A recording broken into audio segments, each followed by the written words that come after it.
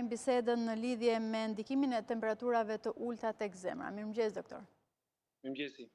Dhe ashtu sikurse unë e thash, nuk e di nëse temperaturat e ulta të këtyre ditëve ka ndikim tek personat të cilët shfaqin probleme të herë pas hershme me ritmet e zemrës, nëse mund t'i quajmë kështu. Po, patjetër. Ekspozimi në të ftohtë është një stres për të gjithë, por sidomos për të smurët që kanë probleme me zemrën.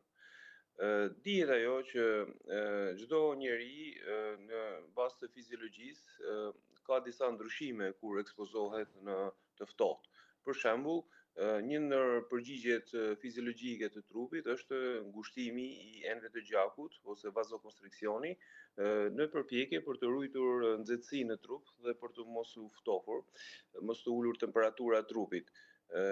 Kjo bën që duke ngushtuar enet periferike të rritet tensioni dhe të shtohet ngarkesa ose stresi i zemrës për të hedhur gjakun në periferi.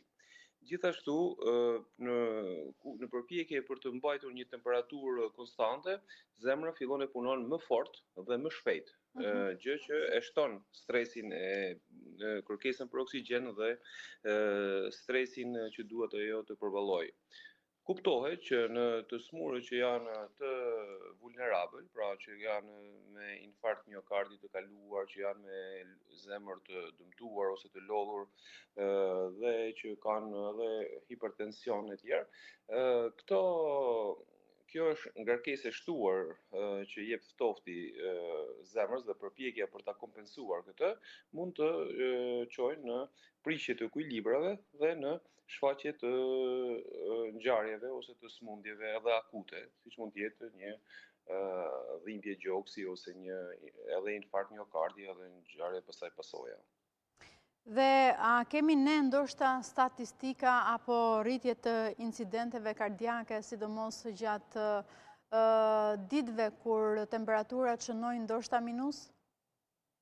Po, ka statistika që në këto ditë të ftohta, edhe jo vetëm në ditët fiks të ftohta, por edhe ditët më pas, po themi 5 deri në 7 ditë më pas, kemi një rritje të infarkteve që pra ose ngjarjeve koronare akute që paraqiten në urgjencë dhe ka statistika që në këto ditë të ftohta kemi rritje të shtrimeve në spital për të smurët kardiak dhe rritje edhe të komplikacioneve.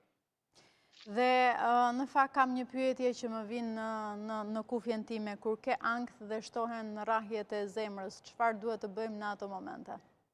Po, kjo si thosh është diçka që është e brendshme, kuptimin e nuk ka lidhje me të ftohtin por gjithsesi në këto kushte, në qoftë se është thjesht ankth, atëherë zemra është pasojë, pra kuptimin që po rreth si pasojë e nxitjes nga jashtë të saj, jo si pasojë e mos funksionimit të saj. Si rrjedhim duhet marrësh masa për ankthin dhe një ndër relaksimi dhe nëse nuk arrin të marrësh edhe ilaçe që ulin rrafjet e zemrës, për shembull beta blukus në doza të vogla mund përdoren, ose edhe në këshillën e mjekut edhe ilaçe kundër stresit dhe ankthit mund të përdoren.